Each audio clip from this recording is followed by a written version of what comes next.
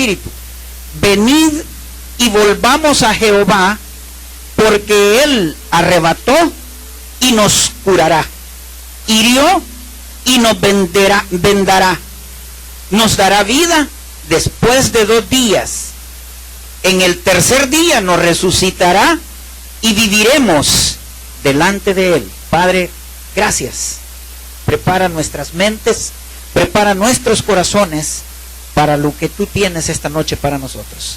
En el nombre de Jesús oramos. Amén. Pueden sentarse, hermanos. Quiero que hablemos esta noche del único día en la historia que Jesús estuvo muerto. Clínicamente, el único día en que Jesús estuvo muerto. Es un día después, es un día que no tiene nombre, porque los demás días sí, uno era el día de la crucifixión, era el viernes. El domingo era el domingo de resurrección, tenía nombre. El sábado, hermanos, es un día sin nombre. Es un día donde Jesús estuvo literalmente muerto. No puedo pensar qué pasaba en el corazón de los seguidores ese día después. No se me ocurre qué podían estar pensando si su líder estaba literalmente muerto. ¿Qué sienten el sábado en la mañana? ¿Qué sienten esa mañana después de que el Señor había partido? Estaba literalmente muerto. Yo sé que hay personas aquí que han perdido seres queridos. Hay gente aquí con nosotros que hemos perdido seres queridos. Hay papás, hay mamás, hay esposos que se nos adelantaron en ese camino hacia la eternidad. Se nos fueron, ¿verdad? Hay incluso familias o papás que han tenido la fatídica idea de acompañar a un hijo que parte. Debe ser doloroso incluso, ¿verdad? Más todavía. Pero el día que alguien parte, ese día en que tenemos que velar a nuestros seres queridos, ese día en que muere, hermanos, ese día ahí hay gente, hay parientes cerca de nosotros que no nos dejan solos.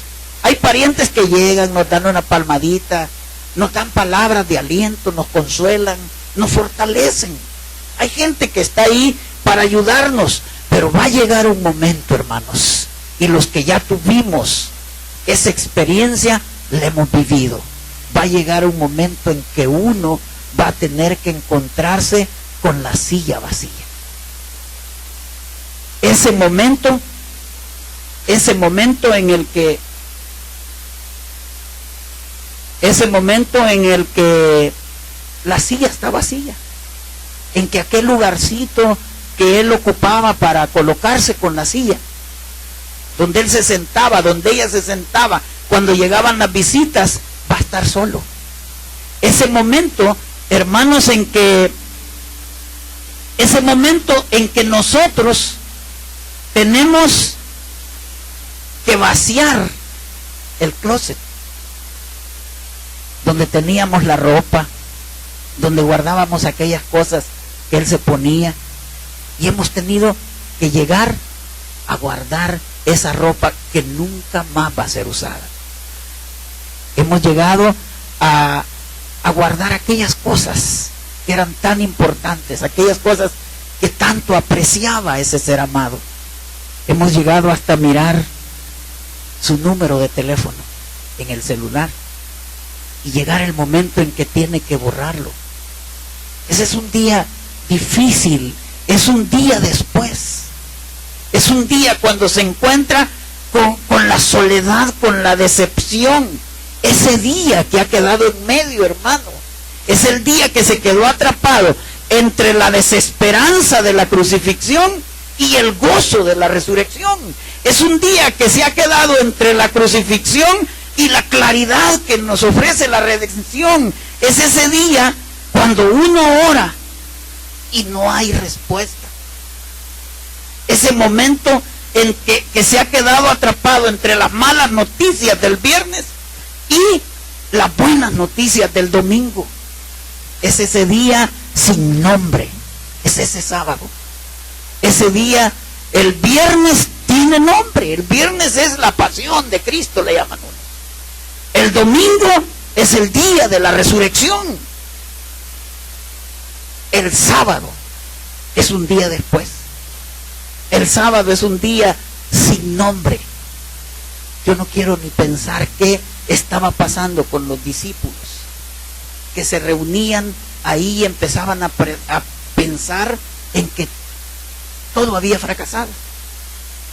Aquella revolución que ellos creían, aquella revolución que Jesús iba a llevar al pueblo a una revolución de verdad, porque en el corazón de ellos nunca existió el pensamiento de que Jesús lo que les estaba ofreciendo era un reino al otro lado del sol. Ellos esperaban un evento que lo llevara a una revolución, que lo llevara a salir de la esclavitud que les estaba ejerciendo el pueblo de Roma. Ellos pensaban en que iba a llegar un nuevo rey que iba a quitar la dinastía o que iba a quitar a los césares y que le iba a dar a Jerusalén una nueva nación, una nación libre. Pero esa mañana, hermanos, esa mañana se reúnen los pocos seguidores que quedaban, porque Pedro, avergonzado, ya se había ido y estaba tirando las redes allá en el mar de Galilea. Judas le acaban de cortar el lazo. Amaneció pendido, guindando de un árbol de sicómoro. Se acababa de ahorcar. Y ellos estaban reunidos esa mañana ahí frente a la fogata, a la par del café, con una sola pregunta: ¿qué salió mal? ¿Qué falló? ¿Qué es lo que salió mal? No pudo Jesús convencer a los sacerdotes principales. No pudo hacerse amigo de los romanos. No pudo Jesús conducir al pueblo judío a la revolución contra Roma que había prometido. No pudo llevarlos, transmitir la paz que le había prometido. No pudo. Es ese día que iba a ocurrir algo, pero no ocurrió. Es ese día, hermano, en que los sueños se mueren. Yo tengo una palabra esta noche que quiero compartir con ustedes, Casa de Oración California. Ese día en que uno siente que los sueños se murieron. Es ese día en que nosotros sentimos que todo ha sido en vano, que no valió la pena, que todo se fue, que todo se perdió. Es ese día en que a nosotros de repente nos dan la noticia del viernes: tu sueño acaba de morir. Es necesario que algo pase. Y no estoy hablando a aquellos que están pensando todavía y guardan la idea, la esperanza de que algo va a pasar. Estoy hablando con los que perdieron ya la esperanza, los que dicen ya no va a pasar nada, es de más que me esfuerce, aquí todo se acabó ya. ¿Sabe por qué? Porque estamos viviendo el día del sábado. Estamos viviendo el día después, ese día donde no pasa nada. Muchos ya esperábamos que en esa fecha hubiera habido una resurrección, pero no ha pasado nada. Y eso, muchos esperábamos que ya esa situación económica se hubiera resuelto, que ya estuviéramos al otro lado. Algunos esperaban que esa parte, esos sentimientos, esa situación sentimental se hubiera regulado ya. Otros esperábamos que ese matrimonio ya caminara bien, que ya la cosa fuera mejor, que todo estuviera mejor, pero no hay nada, no ha pasado nada. Y eso hace que yo me haga otra pregunta: ¿por qué está ese sábado ahí? ¿Por qué? ¿Por qué no hicieron una línea? ¿Por qué no hizo el Señor una línea de 2 días nada más? Si Él estaba muriendo el viernes, ¿por qué no resucitó sábado? O si Él tenía que morir sábado, ¿por qué no resucitó domingo? ¿Por qué dejaron el sábado en medio? ¿Por qué se quedó? ¿Por qué tenía que pasar así? Si el asunto era que tenía que resucitar, si había que destacar dos fundamentos claves, la resurrección, o la crucifixión y la resurrección, ¿por qué no lo hicieron en una línea de 2 días? ¿Por qué tuvieron que hacerlo en una línea de 3 días? Yo creo que hay una razón para eso, hermanos. Miren, el apóstol Pablo dijo esto: porque primeramente os he enseñado, dijo, lo que asimismo recibí, que Cristo murió por nuestros pecados conforme a las Escrituras, y que fue sepultado y que resucitó al tercer día conforme a las Escrituras. Pablo está diciendo, era necesario que se cumpliera. Todo tenía que cumplirse, pero yo siento en mi corazón que ese día está por algo, que ese tiempo está por algo. Miren, hay más testimonios en la Biblia. Abraham encuentra el lugar de sacrificio para su hijo Isaac 3 días después del camino. Dios le dice, me darás a tu hijo Isaac, el que amas, en la tierra de Moriah, 3 días de camino de donde tú vives. Los hermanos de José, ¿se recuerdan? Los hermanos de José son puestos en la cárcel. Al tercer día, José los saca de la cárcel. Rahab, la ramera, era una mujer que vendía favores sexuales a los hombres.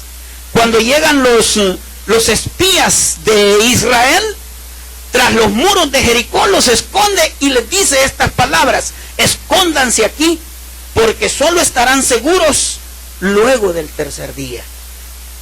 Esther ora y ayuna. Ella recibe una mala noticia, una noticia que la impacta.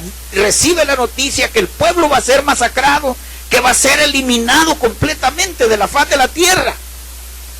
Y ella solo tenía una opción, que era el rey el que podía ayudar, el que podía evitar la catástrofe. Pero el rey no aceptaba citas, había que pedir una cita con el rey. El rey no se podía llegar a ver directamente, nadie podía llegar. Entonces lo que hace Esther es que se pone a ayunar, se pone a orar, y al tercer día tiene una cita con el rey. Cuando José estaba en la cárcel, ¿se acuerdan? El copero tiene un sueño. Y José lo interpreta el sueño y le dice, mira, dentro de los próximos 3 días, el faraón te va a indultar y te volverá a colocar en tu cargo. 3 días a partir del sueño que tuvo José. Moisés le dice a faraón, debemos hacer 3 días hasta el desierto y ofrecer sacrificios a Jehová. Cuando Israel llega al monte Sinaí, ¿se acuerdan? Los que han leído esa parte, Dios le dice, consagra al pueblo hoy y mañana. Prepárense para el tercer día, porque en ese mismo día yo descenderé sobre el monte Sinaí a la vista de todo el pueblo. Cuando Israel entra a la tierra prometida, Dios le dice, sé valiente, esfuérzate, sé valiente. Dentro de 3 días van a cruzar el Jordán para tomar posesión del territorio que el Señor les ha dado como herencia. Y así podemos seguir comentando, y yo no quiero pasar desapercibido lo que el profeta Oseas decía ya hace mucho tiempo de la venida del Señor. Mucho tiempo antes les dijo, volvamos al Señor, porque después de 2 días nos dará vida, y al tercer día nos levantará y viviremos en su presencia. Hermanos, es un patrón que tiene que ver con 3 días. El primer día hay problemas, el tercer día hay liberación, y el segundo día no pasa nada.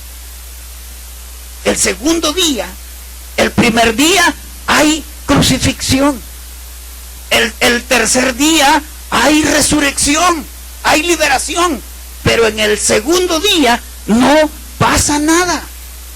Abraham recibe la noticia de que tiene que sacrificar a su hijo, y después de 3 días en el camino es que él recibe esperanza, pero en el segundo día tiene que seguir caminando.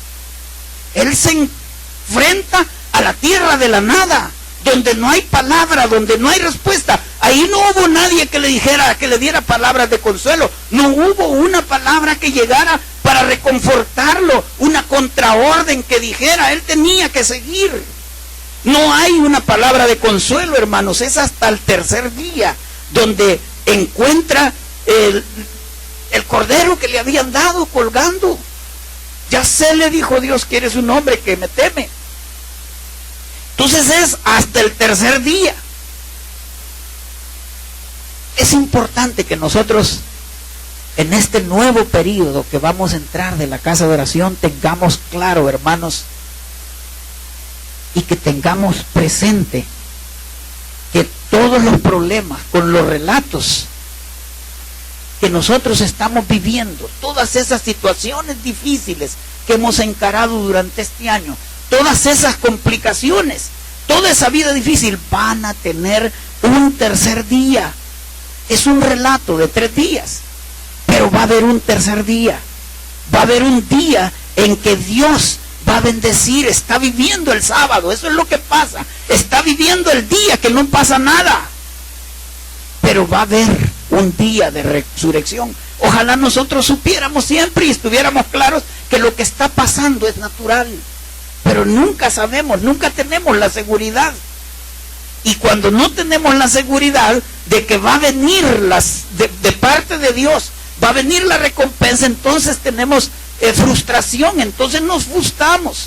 Ya debieron haber recuperado las finanzas, pero no está pasando. Es que está viviendo en sábado. Y este es un relato de 3 días. Y la gente dice, mire, viene y dice la gente, mire, yo quisiera entender, hermano, que son 3 días, pero ¿y si no llega el domingo? Si vamos a tener que ser un viernes, un sábado largo, si vamos a tener que vivir largo tiempo. Long time. Estoy aprendiendo inglés con la hermana Reina. ¿Cómo hacemos para saber que estamos llegando a un tercer día? ¿Cómo vamos a saber? Estamos atravesando situaciones difíciles, pero va a haber un día de liberación. Va a haber un día. Siempre hay un tercer día. No puede ser. Hermanos, pero no nos podemos saltar. No podemos saltarnos el sábado. No podemos saltarnos ese momento difícil. Esas situaciones difíciles no las podemos saltar. ¿Saben por qué? Porque eso que queda en medio se llama vida común. Eso que queda al centro, eso que tenemos, esas situaciones difíciles que afrontamos muchas veces, se llama cotidianidad. Eso es lo que tiene que pasar día a día. Eso es lo que estamos viviendo. Normalmente nosotros tenemos que vivir esa situación. Tenemos que atravesar esa situación. Pero entonces viene otra pregunta. ¿Es tu vida un relato de 3 días? ¿Será que nosotros estamos enmarcados en ese mismo? Miren, hermanos, la vida es cíclica. La vida es cíclica. Nosotros nos enamoramos, ¿verdad, muchachos? Y nos desenamoramos. Un día somos despreciados, digámoslo, como diríamos, que no nos quieren, pues, y después nos aprenden a querer. O sea, la vida es cíclica. Nadie, hasta las mismas enfermedades son cíclicas. No puede decir uno, yo soy soltero desde hace 50 años eternamente. No, ni puede decir tengo 60 años de estar en bancarrota, porque no es cierto. Cuando era niño uno no se preocupaba por los centavos, no se preocupaba por las situaciones económicas. Fue de un tiempo para acá que empezamos a sentir la preocupación y empezamos a entrar en el ciclo de la preocupación, pero hay momentos en que sentimos que ese sábado no termina. Hay momentos en que nosotros llegamos a pensar, bueno, y de verdad yo estoy viviendo en ese ciclo. Es que este sábado que yo estoy viviendo va a ser eterno. Miren, la humanidad vive prácticamente entre 2 árboles. El árbol de la vida del Edén, que se plantó allá en el Génesis, y el árbol de la vida que está en el libro de Apocalipsis. Todo lo que queda en medio es la humanidad, pero es un periodo. Son etapas, hermanos, son etapas. Viernes, sábado y domingo, 3 ciclos que vamos a tener que atravesar. Este periodo nosotros no estamos. Hay gente que cree que está viviendo un periodo diferente, pero no es cierto. No es cierto. Nosotros vamos a encontrar una salida. Jesús dijo: yo soy el alfa y la omega. El alfa es la primera letra del alfabeto griego y la omega es la última, el principio y el fin. O sea que Dios está diciendo: hermanos queridos, me van a encontrar en el principio del problema y voy a estar también al final. Dios no nos va a dejar solos. Dios va a resolver ese problema cuando pases por las aguas, dice. Pases por las aguas, yo estaré contigo, y cuando pases por el fuego no te quemarás, ni la llama arderá en ti. Dios va a estar ahí con nosotros. Él nos lleva siempre. Yo escucho los problemas, dice Dios. Yo he estado cuando se gestó ese problema. Yo estuve, solo que no he intervenido. He estado pendiente. ¿Qué es lo que tenemos que hacer? Tenemos que pasar por esos problemas lo más victoriosos que podamos. Lo más victoriosos, porque la resurrección viene, hermanos, quiera o no quiera. Mire, que tenga fe o no tenga fe, no va a evitar que las cosas pasen como Dios las tiene preparadas. Y ese problema que está viviendo va a tener un domingo. Ese problema que está viviendo va a terminar porque Dios lo ha estado preparando. Nace de Dios, viene de Dios. Es un día prácticamente que no cuenta, pero no podemos evitarlo. Yo he visto siempre esa gente que se salta, que sube a los trapecios. ¿Se han fijado? Los trapecistas. Cuando un trapecista se sube, le ponen una música de fondo. Pero hay un momento que no quisiera vivirlo, hermano. Hay un momento que no quisiera vivirlo. Cuando ese hombre se sube, se agarra del trapecio y empieza a mecerse. Hay un momentito que se soltó del trapecio. Hay un momento que se suelta del trapecio y su vida depende nada más del que lo va a cachar. No puede acelerar nada para agarrarse.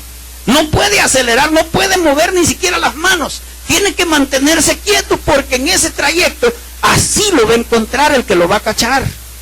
De otra manera, si él acelera, ya no se puede regresar a agarrarse de nuevo.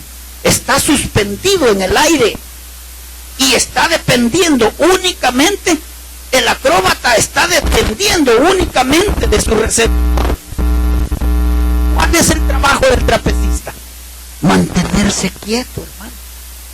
El trabajo del trapecista es mantenerse lo más quieto y con las manos abiertas, porque esa mano que va a llegar a rescatarlo, va a llegar. Ese problema tiene domingo. Ese problema Dios se va a encargar de resolverlo. Él sabe que va a ser agarrado. Yo quiero comenzar este año en la casa de oración dándole a todos una palabra. Dios muchas veces nos pidió que nos soltáramos. Y hemos estado esperando que nos agarre de la mano, y algunos no hemos logrado agarrar todavía. Y la mano de Dios ha aparecido o parece estar lejos. Estamos en puntillas con el agua llegándonos hasta el cuello ya. Pero Dios está pendiente. Él va a tomar la mano de nosotros. Miren, yo podría escribir un libro sobre el soltarse cuando uno se queda. Y quisiera decirles a ustedes que podemos decir que yo quisiera decirles que no hay que tener ese sábado, que no hay que hacerle espera, pero hay que esperarse, hermanos. No podemos, me llegó un problema, oremos y se acaba. No, mal haría en decirles. Muchas veces hemos recibido palabra de Dios: deje ese empleo, no es un empleo que sea productivo, y hemos soltadonos de la mano y hemos estado esperando que Dios bendiga, que Dios haga, y no hemos sentido No hemos sentido la mano de Dios, no hemos sentido. Y sabemos, hermano, que aquí no estamos en la película aquella de Matrix, ¿verdad? Donde el artista le hace cámara lenta, se queda guindado. Aquí si no nos agarran nos vamos a caer. Entonces, ese es el sábado. ¿Cómo se sienten los discípulos? ¿Cómo están ese día que amanece? Mire, están recordando todo lo que les enseñó. Probablemente empezaron a recordar los milagros que les había hecho, ¿verdad? Pero son solo eso, hermano. Son recuerdos nada más. ¿Qué viene ahora? ¿Qué viene? ¿Qué hay que enfrentar? Un soltero que está esperando que llegue su pareja. Un matrimonio que está en situaciones difíciles, pero no llega el momento de la restauración. Una familia que no pueden tener hijos y están esperando. Un muchacho que es considerado lento en el colegio y está esperando que llegue ese momento en que él pase a ser una persona lista. Ese trabajo que estamos esperando que no llega. Esas situaciones difíciles. Esas deudas, hermano, que estamos esperando que se resuelvan y no aparece. Es ese día en el que nosotros tenemos que esperar, porque los sueños están muriendo. Pero es necesario que nosotros, algunos adoptan la desesperanza y decir, no, yo ya no aguanto, esta es una situación tan difícil que ya no sé qué hacer. Pablo dijo, algunos dicen o andan diciendo que no hay resurrección. Es como que ahora nos pusiéramos a decir, no, este problema no va a tener remedio, no va a tener salida. Pero las cosas, hermano, van a cambiar. No todo va a ser así como empezó. Hay que tener fe, pero hay que tener una fe positiva. No hay que tener fe en la fe, porque eso no sirve. El tener fe en la fe es como aquel que dice, no estoy enfermo, no estoy enfermo, no estoy enfermo, y luego se muere. ¿Qué pasó? ¿Que no tenía fe, pues? No, lo que pasa es que tiene fe en la fe. Y eso no le sirve de nada. Hay que tener fe en Dios. Uno mira que el carro camina con gasolina. El carro camina con la gasolina y vengo yo y no tengo carro y me compro gasolina. Y me siento en la mañana en el tambo que compré de gasolina y digo, me va a llevar al trabajo, me va a llevar al trabajo. No lo va a llevar, hombre. Se necesita tener el vehículo y el vehículo es Jesucristo. Él es el que le va a ayudar. Así funciona. Así funciona. Así ha funcionado y así funcionará hasta el final de los tiempos. No hay otra forma. Hay que tener fe en Dios. Los ornitólogos, hermanos, y ya para ir terminando, los que estudian el vuelo de las aves, ellos describen que hay 3 maneras de volar. 3 maneras. Una es cuando se agita las alas rápidamente. Hay animalitos que se mantienen volando para evitar la caída de la atracción de la gravedad. Hay unos gorrioncitos que vuelan, agitan las alas 70 veces por segundo. Esos gorrioncitos que andan así 70 veces por segundo para mantenerse. Esa es una manera de mantenerse volando. Hay otra forma que es la de planear. Los aeroplanos, la gente, algunas aves hacen su vuelo así, planeando con las corrientes. Pero la otra forma es la que recomienda la Biblia. La Biblia recomienda que debemos volar como las águilas, remontar. Las águilas se mantienen sobre las corrientes de aire frío, aire caliente, y esas corrientes saltan de la tierra hacia arriba. Por eso es que ellas vuelan hacia arriba sin mover una pluma. Vuelan cientos de kilómetros. Hermanos, si nosotros pudiéramos remontarnos sobre el vuelo fuerte que nos puede dar el Espíritu de Dios, vamos a remontarnos a las alturas como las águilas, sin llegar a tener que pasar por esas tormentas, pasar victoriosos por esos momentos difíciles. Hay gente que se muere en los días de Semana Santa. ¿Y sabe por qué? Porque las corrientes de las aguas, las corrientes en el mar, cuando son atrapados, hay gente que lo atrapa una corriente y él se desespera, empieza a moverse, empieza a desesperarse, empieza a navegar contra la corriente.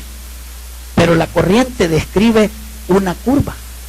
Si él se mantiene a flote, esa misma corriente que lo ha llevado, lo va a sacar a otro nivel de la playa.